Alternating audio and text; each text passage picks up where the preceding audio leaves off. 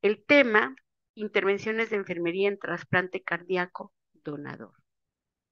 La donación de órganos es, ante todo, un acto altruista que salva vidas y brinda una segunda oportunidad a las personas que padecen enfermedades cardíacas graves. Para que un corazón sea donado, el donador debe haber experimentado una muerte cerebral. Significa que el cerebro ha dejado de funcionar de manera irreversible, pero el corazón hay que mantenerlo vital, ¿verdad? Aquí nos los va a explicar Zulem, ¿sí? Debemos de darle un soporte vital para que sea viable para el trasplante. Hoy el tema está a cargo de nuestra querida compañera y colega, licenciada en enfermería, enfermera especialista quirúrgica, Zulem Piña Ocampo, ¿sí? Es egresada de la Escuela Nacional de Enfermería y Obstetricia de la ENEOUNAM. Tiene formación en trasplante de hígado, riñón, cirugías biliohepatopancreáticas en el Hospital Clinic de Barcelona, España. Actualmente está asignada al quirófano híbrido en la torre quirúrgica del Hospital General de México, coordinadora del capítulo de enfermería de la Sociedad Mexicana de Trasplante y profesora del primer diplomado para enfermería de, de trasplante y donación de órganos que les acaba de anunciar, donde también les esperamos, ¿verdad? A este diplomado también excelente, con una coordinadora excelente. Bienvenida, Zulem, pues te cedo el micrófono, tú me dices. Muchas gracias, maestra. Gracias por la invitación. Estamos justo en una semana muy especial para quienes trabajamos de la mano en todo esto que tiene que ver con la donación y el trasplante de órganos. Y pues justo como usted mencionaba, el día de hoy se celebra el Día Nacional de la Donación, Procuración y Trasplante de Órganos. Así que no nos queda más que abordar un tema que va muy de la mano de esto. Así que adelante. Muchas gracias por la invitación, maestra. Bien, hagamos conciencia en la importancia de este tema. Así es.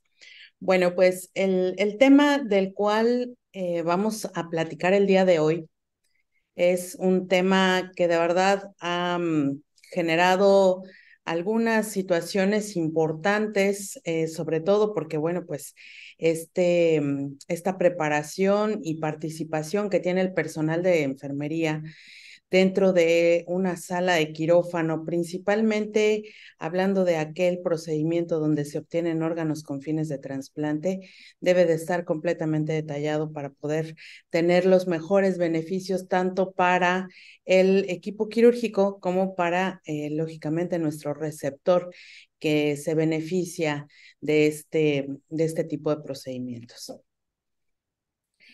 Pues bueno, vamos a tener una pequeña introducción de esto. La donación de órganos, como lo mencionábamos en un principio, es un gesto altruista considerado como el mayor acto de amor entre los seres humanos.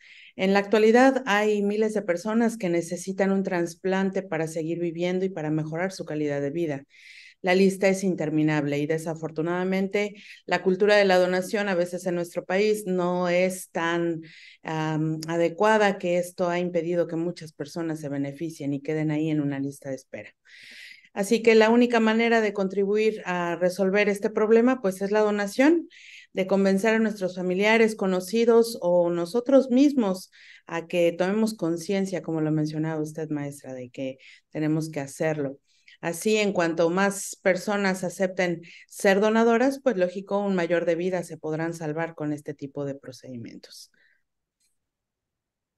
El objetivo de mi plática es compartir con ustedes, pues, algunos de los conocimientos que van relacionados con la procuración multiorgánica, en especial hablando del corazón con fines de trasplante. Adquirir estos conocimientos para desarrollar habilidades y destrezas. Sabemos que esto no es fácil, que esto lleva mucho tiempo, pero que por lo menos quienes tenemos la camisa bien puesta para poder entrar a un quirófano y poder realizar este tipo de procedimientos, podemos hacerlo. Algo de lo más importante es contribuir con el equipo quirúrgico para que se desarrolle de manera exitosa la procuración de órganos con fines de trasplante. Y pues bueno, entrando en materia, podemos decir que la procuración de órganos con fines de trasplante, en este caso, hablemos del corazón, es aquel procedimiento que se va a realizar en una persona que se convierte en donador de órganos cuando ya se ha diagnosticado una muerte encefálica. Y es que ya habiendo este tipo de diagnóstico, se puede identificar al potencial donador que se va a someter por lo menos a 3 rigurosos estudios o a 3 fases importantes, las cuales nos van a determinar cómo va a ser este tipo de procedimiento. En la fase 1 vamos a saber que en cuanto se identifica el potencial donador, se van a recabar información importante que nos va a determinar el hecho de saber qué edad tiene nuestro donador, peso, talla, grupo sanguíneo, cuánto tiempo tiene ya hospitalizado, causa de la muerte y algunos resultados de los paneles virales como lo son el VIH, el virus de la hepatitis B, de la hepatitis C y el citomegalovirus. Esto es importante mencionarlo, puesto que de ahí partimos para poder saber si realmente esos órganos que se van a tomar son viables con la finalidad de obtener este procedimiento. Ya entrados en esta fase, si ninguna de estas salió positiva al donador, pasamos a la fase 2. Ya obtenido los resultados, tanto el equipo de cirujanos cardiotorácicos como el equipo de cirujanos de procuración van a revisar los estudios que se realizan para este potencial donador. Si no hay ninguna contraindicación, entonces podemos ir de la mano a seguir evaluando a nuestro donador y de esta manera saber si realmente son viables estos órganos. En este caso, el donador de corazón se debe de descartar que haya habido un paro cardíaco prolongado, una hipotensión grave, una enfermedad cardíaca grave preexistente. ¿Qué quiere decir? Que aun cuando la persona llegó a una terapia intensiva por alguna otra circunstancia, se tiene que descartar que haya una patología cardíaca presente. Esto con la finalidad de que el órgano que se va a tomar sea y esté en las mejores condiciones para poder hacerlo. En algunas instancias hospitalarias, la práctica también debe de saberse que si al momento de que el paciente ingresó al área de urgencias o al área de terapia intensiva, se debe de descartar la aplicación de medicamentos intracardíacos. Esto con la finalidad de saber si hubo algún daño a las membranas o a las fibras cardíacas que pongan en riesgo este órgano. También se deben de descartar los datos de sepsis, trauma torácico que pueden ocasionar algún daño directamente sobre el órgano o neoplasias extracerebrales y dependencia alta a las aminas. ¿Qué quiere decir? Que si nuestro donador ya estuvo por varios días en una terapia intensiva con medicamentos que le hayan mantenido constantes vitales, se tiene que descartar, puesto que estos medicamentos generaron una constante vital. ¿Qué quiere decir? Que ponen en riesgo la función y el trabajo que desarrolla el corazón como tal. Entonces, se tiene que descartar la dosis de ese medicamento, por cuántos días y hasta qué dosis más elevada fue la administración continua de esta. Si esta sobrepasa una dosis que pone en riesgo el corazón, pues entonces el equipo quirúrgico puede descartar la idea de que ese órgano sea viable con fines de trasplante. La siguiente, por favor, maestra. Es importante también mencionar que algunos estudios de gabinete se tienen que realizar durante esta evaluación para nuestro donador. Es importante mencionar que se deben de realizar electrocardiogramas, placa de tórax, gasometría y ecocardiograma. En especial, el ecocardiograma nos mostrará qué tan buena efectividad tiene este órgano en el donador, qué tan confiable está el dato anatómico de este órgano y qué tan funcional están estas cavidades cardíacas. Si esto nos da un buen resultado, entonces quiere decir que las cavidades cardíacas son funcionales para poder tomar ese corazón y poder ser trasplantado. Si por alguna situación hay alguna falla dentro de estas cavidades cardíacas o en las válvulas cardíacas, entonces se descartará la posibilidad de tomar este órgano para poder ser trasplantado. La siguiente. Y entonces, si vamos descartando todas estas posibilidades que nos impidan tomar ese corazón, pues bueno, entonces damos paso a la fase 3. Esta fase para el equipo quirúrgico es la más importante y es la que nos va a determinar si en ese momento el corazón es viable para poder tomarse.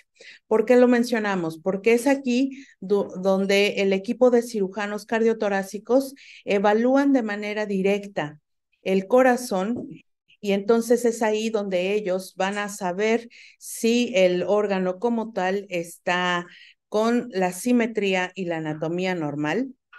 También si hay la presencia de alguna formación o malformación intracardíaca y al mismo tiempo da el momento adecuado para descartar ahí la formación de calcificaciones dentro de las arterias coronarias.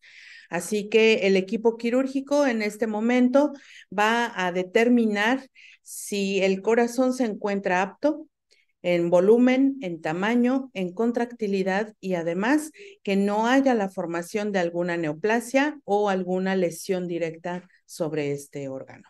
Si así fuera, entonces se descarta la posibilidad de poder tomarlo para trasplante. La siguiente. Es importante que recordemos que durante la procuración multiorgánica se integrarán a nuestro quirófano por lo menos 4 equipos quirúrgicos que son los encargados de la toma de estos órganos con fines de trasplante. Es decir, estamos hablando de un equipo que se encargará directamente de los órganos torácicos, otro equipo que se encargará de los órganos intraabdominales, ya sea hígado, páncreas o riñones. Así que será un mundo de gente. Por tal motivo es preciso que quien se encargue de preparar la sala de quirófano evalúe bien que el equipo y el mobiliario esté bien distribuido de tal manera que al momento de que ingrese el equipo quirúrgico no haya riesgo de alguna situación peligrosa que ponga al equipo quirúrgico en alguna situación de caídas, de quemaduras o incluso de algún accidente durante el procedimiento. La siguiente, maestra. Es vital, como todos sabemos, que la evaluación que se va a determinar en el quirófano sea la más precisa. Y a lo mejor son actividades que realizamos todos los días y constantemente, así que a lo mejor son situaciones que ya las sabemos como la palma de nuestra mano, pero no pasa por alto el volver a mencionarles que es importante que verifiquemos las tomas de aire, las tomas de aspiración, de oxígeno y de corriente eléctrica. Desafortunadamente, si alguna de estas llega a fallar durante este procedimiento, créanme que son minutos viables, minutos vitales para poder tener éxito en la procuración multiorgánica. La mesa quirúrgica también es de vital importancia que verifiquemos que ésta sea la apta y la adecuada para el manejo del donador. Desafortunadamente, sabemos que en algunas instancias hospitalarias, pues a veces nuestro mobiliario no es el más adecuado o el correcto. Sin embargo, por eso nosotros que nos encargamos de preparar nuestra sala de quirófano, debemos de procurar que se encuentre en mejores condiciones. Debemos de verificar que haya el abastecimiento correcto de soluciones de cardioplegía o de conservación de órganos. ¿Qué quiere decir? Que nosotros debemos de estar conscientes que estas soluciones deben de estar en la sala para no estar corriendo, para no estar batallando con todo el material que se va a utilizar durante este procedimiento. Asimismo, tenemos que verificar que haya hielo suficiente, que el mobiliario sea el adecuado, que el material de consumo y de instrumental para la procuración sea el correcto, que cumpla con las verificaciones o la trazabilidad de esterilización para que también podamos cumplir con todos estos requisitos. Es importante que nos coordinemos con el equipo de anestesiología, que el funcionamiento y el abastecimiento de medicamentos de conservación y de perfusión sanguínea sean los adecuados.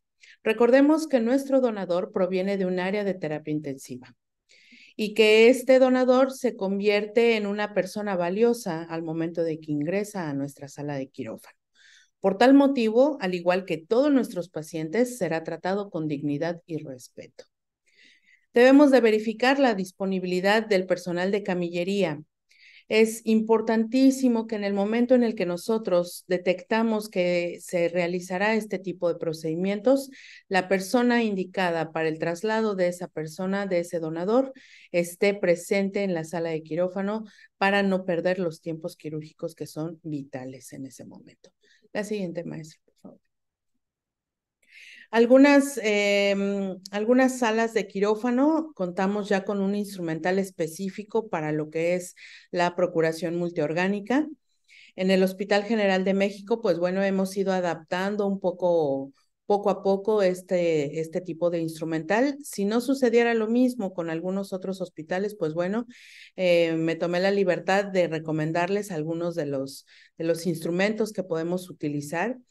Recordemos que aquí va a realizarse un procedimiento quirúrgico donde intervienen por lo menos 3 o 4 equipos quirúrgicos. Por tal motivo, el instrumental que utilizamos es bastante, ¿sí?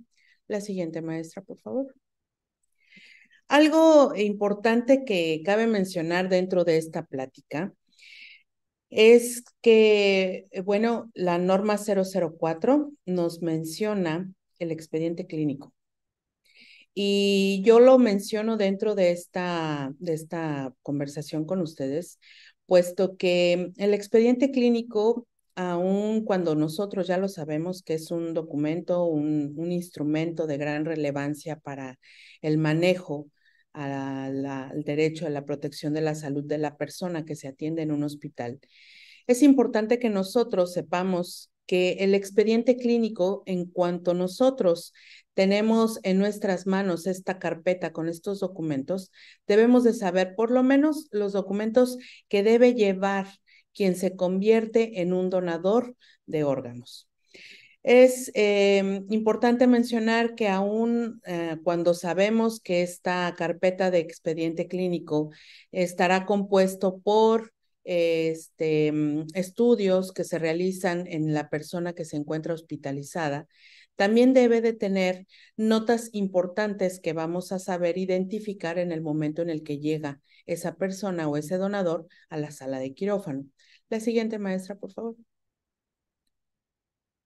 Como se los mencionaba, es de vital importancia que nosotros detectemos en ese momento que la carpeta que nosotros estamos recibiendo en nuestras manos contenga los documentos desde el momento en el que ingresó esa persona al área de urgencias o al área de terapia intensiva, con la finalidad de que nosotros le demos un seguimiento hasta el momento en el que llega al área de quirófano. La siguiente, maestra, por favor. En esta imagen les presento yo cómo va organizado un expediente clínico cuando la persona que tiene este expediente se convierte en un donador de órganos. Este expediente va a constar de una hoja frontal, de una certificación de pérdida de la vida, un consentimiento que va a firmar la familia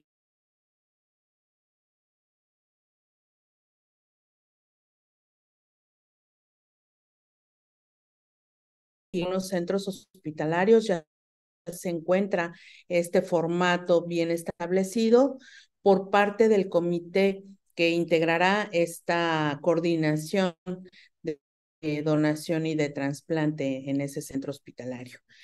En este consentimiento, la familia o el familiar responsable determinará cuáles son los órganos que se van a tomar con fines de trasplante. Es importante que sepamos que en aquellos órganos pares, como lo son las córneas, como lo son los riñones, se tienen que especificar directamente ahí cuál es el que se va a donar. Es decir, si el riñón derecho solamente se va a aceptar como donación, la familia tiene que especificar correctamente ahí que solo es el riñón derecho. Si fuera que la donación que se acepta es para los dos riñones, entonces la familia tiene que establecer que será el riñón derecho y el riñón izquierdo. Esto con la idea de que no haya falla en que en algún momento la familia interrumpa este tipo de consentimientos y que ellos digan no haber firmado o no haber autorizado este tipo de toma de órganos. Por tal motivo, se les pide a los familiares, en este caso al familiar responsable, que se tiene que especificar correctamente cuáles son los órganos que se toman y en el caso de los órganos pares, que se especifique derecho o izquierdo. También debe de tener una copia de la identificación oficial, la nota de ingreso a la instancia hospitalaria, la hoja de urgencias, si es que se recibió por un filtro de urgencias, y la última nota de evolución. Esto con la finalidad de que se le dé el seguimiento a esta primera hoja que es la certificación de pérdida de la vida. ¿Qué quiere decir? Que todas estas notas de evolución que se tuvieron durante la estancia hospitalaria de la persona deben corresponder a la hoja final, que es la que nos va a determinar que ya hay una certificación de la pérdida de la vida. Entonces, por tal motivo, es importante que nosotros sepamos cómo tiene que ir integrado este expediente clínico. También aquí se tiene que hacer la nota de la valoración de la muerte encefálica, tiene que estar bien descrita por el médico que certifica la muerte encefálica y dependiendo del estudio de gabinete con el cual se está haciendo ese reporte, se tiene que integrar esa nota dentro de este expediente. El certificado de defunción, si es que se registra dentro de la instancia hospitalaria, y de ahí, bueno, pues los estudios de laboratorio que se realizaron durante los días de hospitalización, los estudios de gabinete, algunas hojas de resguardo, es decir, notas, resúmenes o algunos otros detalles del manejo hospitalario que se realiza con esta persona. Si es que se llega a realizar algún tipo de procedimiento quirúrgico, también se necesitan anexar las notas y como por último se tendrá que anexar también aquí a este expediente la nota quirúrgica del procedimiento de la procuración, es decir, donde se va a especificar correctamente qué instancia hospitalaria se lleva el corazón, qué instancia hospitalaria se lleva el hígado, qué instancia hospitalaria se lleva el riñón derecho o el riñón izquierdo o si ambos se van a una sola institución. Esto con la finalidad de resguardar la, pues la procuración multiorgánica de este donador. ¿Sale? La siguiente, maestra, por favor.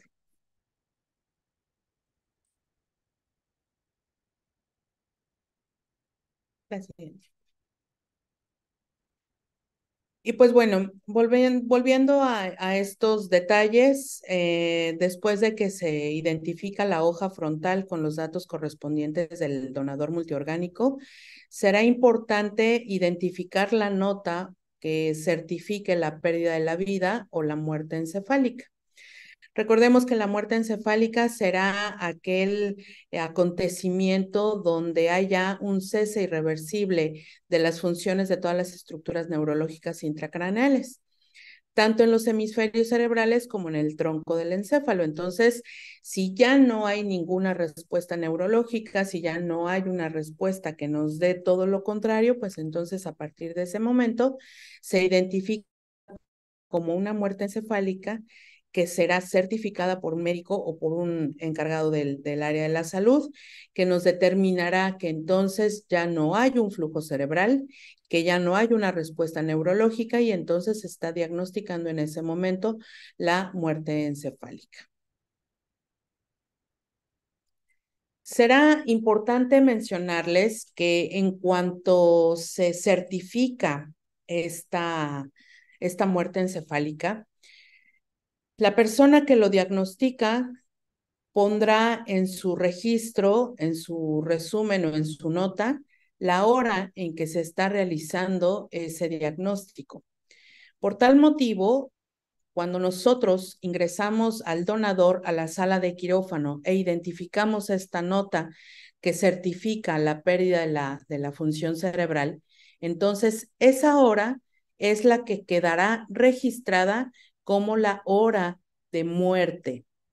Por tal motivo, quienes hacemos los registros en los formatos de enfermería dentro de la sala de quirófano, es importante que sepamos identificar esto porque tiene que coincidir esa nota, esa hora de registro con la hora en que se está registrando la muerte encefálica.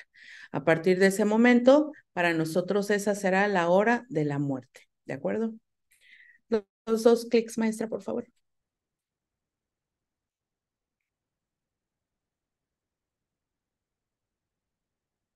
Otro más.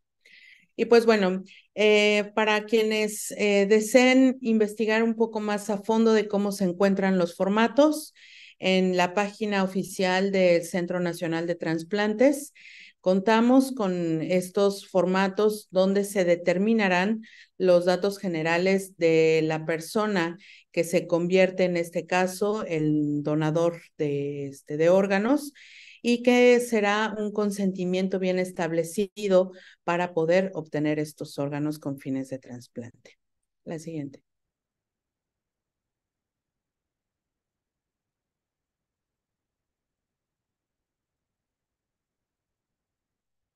Como les mencionaba, las notas que vamos a identificar, además de los documentos que se tienen que ingresar en este expediente, serán notas que nos van a determinar los procedimientos, las notas de evolución y hasta el momento en el que se reporten estudios que nos determinen que ya esa persona tiene una muerte encefálica diagnosticada.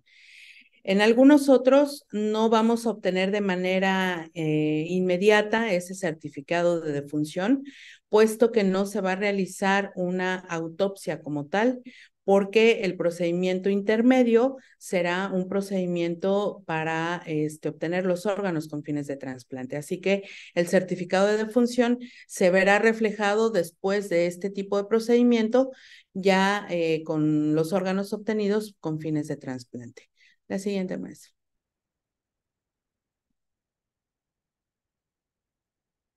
Algunos datos importantes que vemos reflejados en el manejo del expediente clínico son los resultados de laboratorio, resultados de gabinete y algunas imágenes que nos determinarán si esa persona se convierte en donador de órganos o no.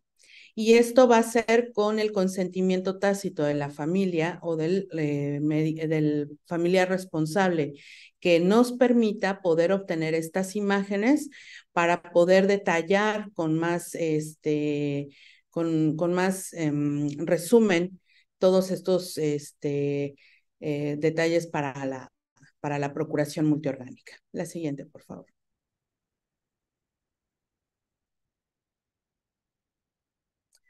Según el reglamento de la Ley General de Salud en materia de trasplantes, si vemos el capítulo 5, que habla acerca de la distribución y asignación de órganos, tejidos y células con fines de trasplante en su artículo número 36, menciona ahí que cada instancia hospitalaria debe de contar con un comité interno que se encargará de la coordinación de la donación y de los trasplantes de órganos. Esto estará bien establecido según corresponda al tipo de procuración que se va a realizar. Es decir, por ejemplo, si una instancia hospitalaria tiene el acuerdo y tiene el visto bueno para poder realizarse la procuración multiorgánica, según estos artículos que vienen aquí en la Ley General de Salud, será cómo se van a tomar estos criterios y requisitos previstos para dicho ordenamiento. Y si alguna de estas instancias tiene un programa establecido de trasplante de órganos, se verá en la necesidad también ellos de poder participar dentro de esa lista de obtención de órganos. ¿Qué quiere decir? Que si al mismo tiempo ese hospital dispone de un programa de trasplantes, pueden ser ellos también los que se puedan quedar con ese órgano que se dispone para poder ser utilizado en la lista de espera de sus pacientes. ¿De acuerdo? La siguiente, maestra.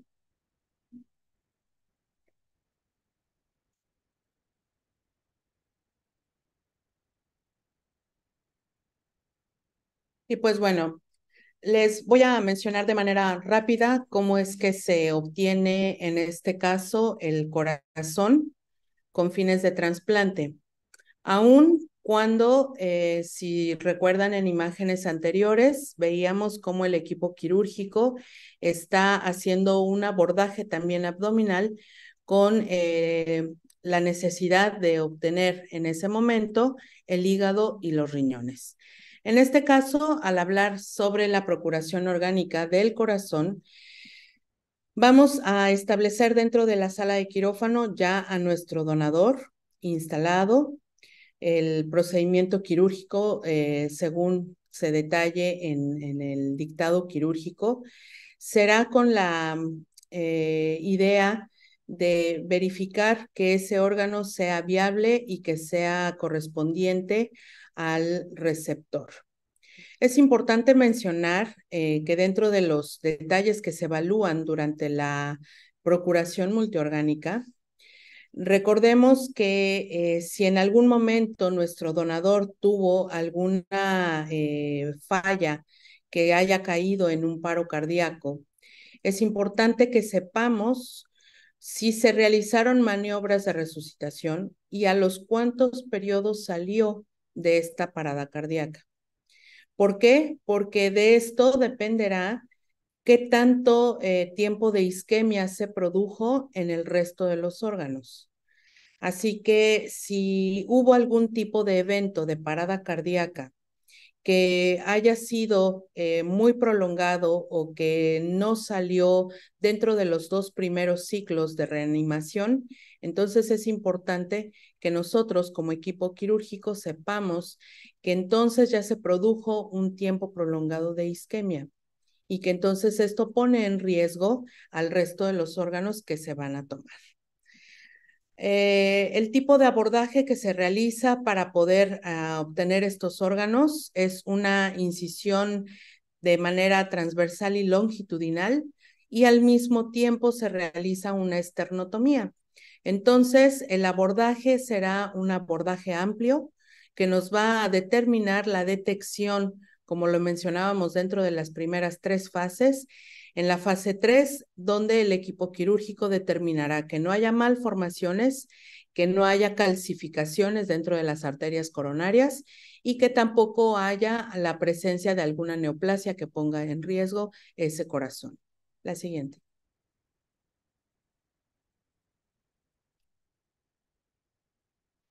Y entonces, ahora sí, el equipo quirúrgico se encarga de manera directa de completar la fase número 3, donde se va a inspeccionar de manera detallada el órgano como tal. Como lo mencionábamos, se va a manejar una movilidad global o segmentaria, es decir, el equipo quirúrgico en ese momento va a palpar de manera directa el corazón para saber si no hay la presencia de alguna malformación o simplemente si la persona que está donando esos órganos tuvo algún tipo de trauma torácico que se encuentre dañado directamente el corazón. Si en ese momento se descarta la presencia de alguna de estas anomalías, entonces se procede ahora sí a tomar el órgano y entonces en ese momento continúa la procuración multiorgánica. La siguiente.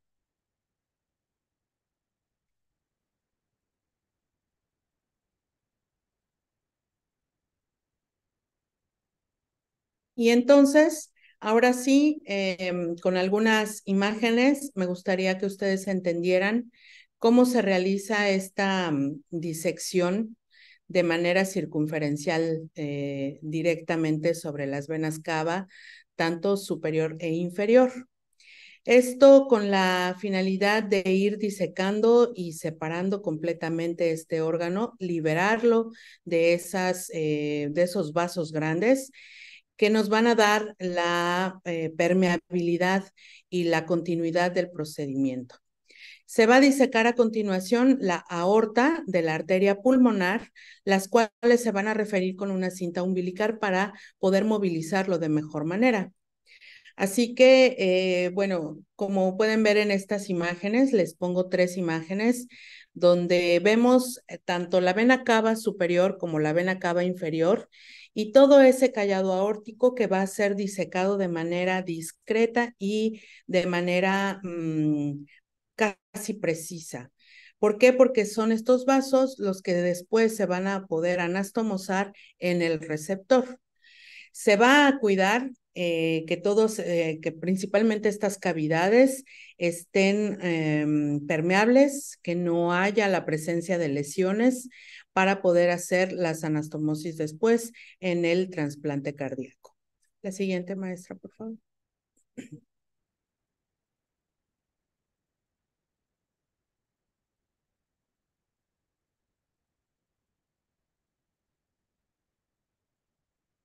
En ese momento, el equipo quirúrgico se va a acercar al equipo de anestesiología para poder heparinizar a nuestro donador.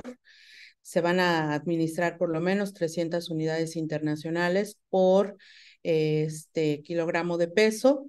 No se tienen que rebasar por lo menos las 9,000 unidades, así que esta heparinización se tiene que tomar en cuenta justo para evitar la formación de trombos o de coágulos que dañen el resto de los órganos.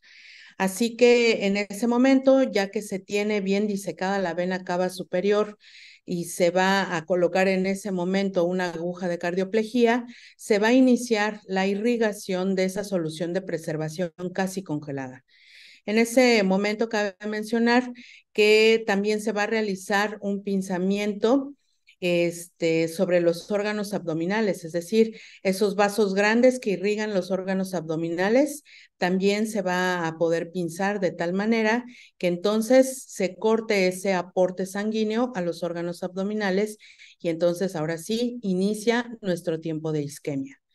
Es en ese momento donde se va a registrar la hora para poder determinar cuánto tiempo más se va a poder llevar a cabo esta isquemia y los equipos quirúrgicos correspondientes tengan este detalle importante presente para saber cuánto tiempo pasó en isquemia un hígado, cuánto tiempo de isquemia pasaron los riñones o cuánto tiempo de isquemia pasó justamente el corazón. La siguiente, por favor.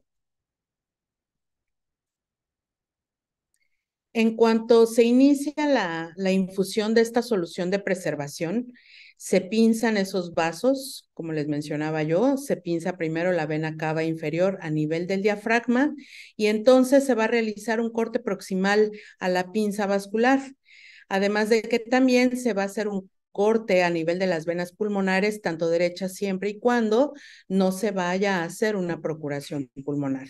Si no se los pulmones, entonces solamente se realiza este corte sobre las pulmonares de tal manera que solo sean tomados estos vasos para poder respetarlos y que nos sirvan durante la anastomosis en el trasplante cardíaco.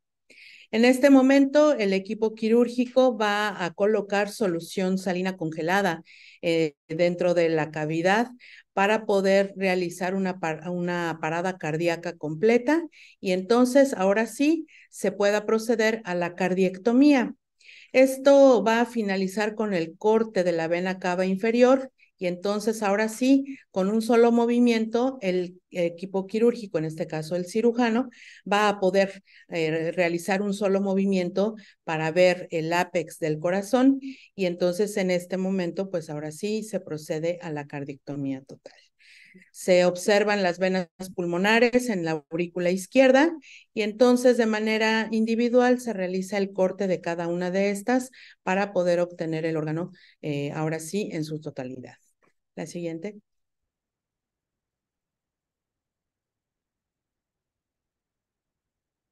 Y pues bueno, con cada uno de estos pasos pareciera fácil hablarlos dentro de unas diapositivas.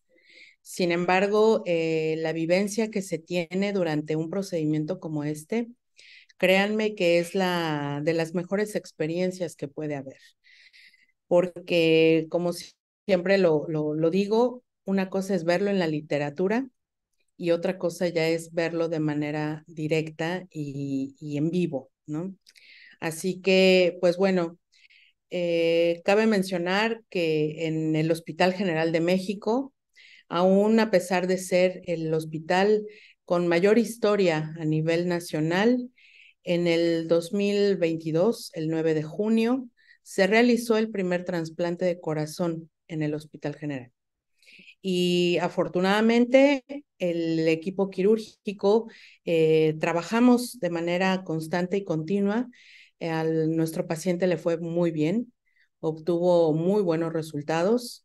El equipo lo representa el doctor Serafín Ramírez, un excelente cirujano de corazón, con otros más, el doctor Flores, el doctor Ignacio, que son grandes amigos y que de verdad trabajamos de la mano para poder obtener muy buenos resultados.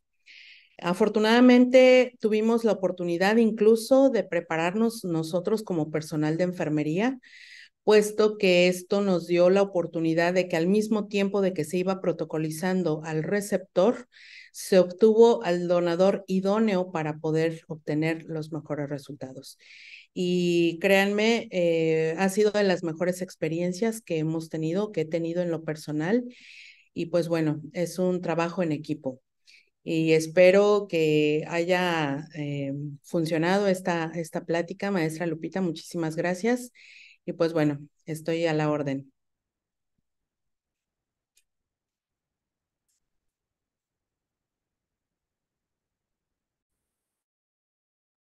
Tiene apagado su micrófono, maestra. Sí, muchas gracias. Excelente ponencia, muy inspiradora y de reflexión. La verdad, por un lado, la persona que, pues, que fallece, pero que dona sus órganos, que da vida, ¿verdad? Y sí, consterna, pero sí hacemos conciencia. Y más, pues, hay que donar, hay que donar también, hay que dar vida a otras personas. Si nosotros ya no podemos, o ya no estamos. Felicitaciones, veo muchas felicitaciones para ti. Excelente, excelente ponencia. Muy, muy didáctica, muy clara. ¿Qué más te puedo decir? Muchas gracias, Julián. Y Muchas bueno, gracias. está promocionando un diplomado muy interesante. Quienes estén, Sí, ya saben, se sí, anotan con ella. sí, Excelente. los esperamos. Muchas gracias. Bueno, ¿hay preguntas? Hay preguntas, Lupita. Primero que nada, maestra Zulem, excelente tu tema, tu ponencia. Muchas felicitaciones de veras que tienes por acá. Y aquí está una, dice, excelente ponencia, Zulem. Un saludo. Fue mi maestra en el posgrado, en el preoperatorio 2016-2017. Excelente profesora. Y como siempre comparte sus conocimientos. Saludos de Jessica Yarsi. Ahí está el saludo, llegó. Y bueno, aquí déjame Muchas te gracias. la primera pregunta que fue de Rosalba Francisco dice, ¿qué pasa si el paciente no es compatible? ¿Se busca a otro paciente o se desecha el órgano?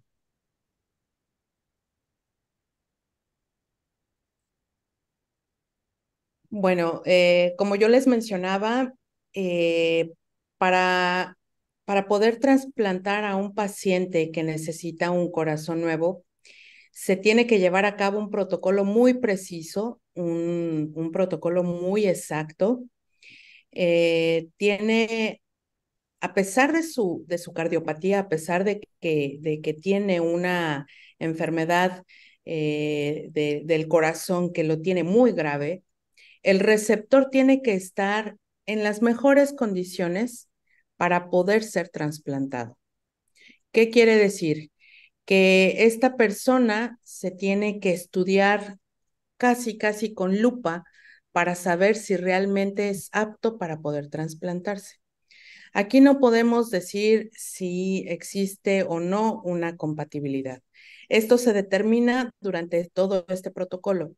Así que si Ya tenemos el visto bueno de que es un paciente compatible con el donador, pues entonces se trasplanta. A menos de que surgiera alguna otra situación que ponga en riesgo ese órgano, se puede proponer a otro hospital como una urgencia cero o como algo que nos haga en ese momento urgenciar el órgano. Pero si no es así, la persona que lo recibe se tiene que trasplantar. Muy bien. Tengo otro comentario por acá de María Guadalupe Lepe, de Nayarit. Dice, wow, muy importante ponencia. Felicitaciones a la ponente, mis respetos y admiración. Enhorabuena, mil gracias por ampliar mis conocimientos. Muchas Y gracias. acá Yadira Luna dice, al momento de la procuración de un órgano, ¿cómo se conserva? ¿Tiene un recipiente específico para poder trasladarlo? Y tiempo del órgano para poder ser trasplantado. Ok, bueno, primero, cada hospital que va a participar, cada equipo quirúrgico que va a participar en esta procuración multiorgánica, debe de ir preparada con recipientes específicos para poder hacer el traslado de este órgano. El embalaje, así se le conoce, o la preparación del órgano como tal, lleva una solución de preservación, puede ser un custodiol, puede ser una solución de Collins, que son aquellas que van a permitir la conservación del órgano. Este va a ser depositado en bolsas estériles específicas para poder trasladar ese órgano. Estas bolsas son 3 las que se utilizan. La primera, que es a donde va directamente el órgano con la solución de custodiol. Una segunda bolsa, que es la que va a contener el hielo o las bolsas congeladas hechas frappé. Y la tercera bolsa, que es a donde se va a depositar estas dos, donde ya llevan ese órgano. Al tener estas 3 bolsas ya bien embaladas con ese órgano, se van a depositar dentro de la hielera o dentro del recipiente donde se va a trasladar el órgano. Esta hielera o este depósito tiene que ir bien identificado solamente con lo que contiene. No vamos a poner en ese depósito los datos de nuestro donador. Aquí se deben de mantener bien conservados por respeto en los datos del donador. Solamente se va a especificar en esa hielera qué contiene. Si es el corazón, solamente ahí se pone que es un órgano donado y le ponemos específicamente corazón. Igual para el resto de los órganos. ¿Cuánto tiempo puede durar? La literatura nos menciona que en el caso de los riñones pueden ser hasta 16 o 18 horas. Sin embargo, entre menos tiempo de isquemia sea mucho mejor. Mucho mejor. Así no hay lesión a nivel de las células y entonces entre más rápido se trasplante es mejor. Déjenme comentarles que en el caso del corazón, al mismo tiempo de que se está haciendo la cardiectomía para el trasplante, se está haciendo la cardiectomía en el receptor. Así que va muy de la mano el tiempo quirúrgico. Así como empiezan la procuración multiorgánica, al mismo tiempo se tiene que realizar el abordaje quirúrgico para que sea casi a la par de que en cuanto se quite el órgano enfermo, casi en ese momento ya estamos trabajando con el órgano que se va a implantar y no debe de haber pérdida de tiempos. Les mencionaba en la plática que es importante que nosotros sepamos en el momento del pinzamiento a partir de a qué hora empezó ese tiempo de isquemia, porque entre menos sea, mucho mejor beneficio para el órgano. Gracias, maestra. Otro Sí. comentario de Josana, algo así. Dice, de Veracruz, dice, en Veracruz ya tuvimos nuestra primera procuración de órganos y fue una experiencia impresionante. Se manejan, yo creo que más de 70, 100 gentes, ¿no, maestra? en una procuración y en un trasplante o trasplantes, ¿verdad? Y la pregunta es de Carla. Sí, Dice, ¿cuánto, cuándo, cuando es donación multiorgánica, qué se saca primero? Me imagino que cuál es la secuencia de órganos, cuál es primero, cuál después o cuál es después. sí. Bueno, como lo mencionábamos en la plática, si se está procurando corazón con fines de trasplante, el primer órgano que se va a tomar es el corazón. ¿Por qué? Porque es ahí donde se va a realizar el primer pinzamiento y es a donde se va a provocar la isquemia.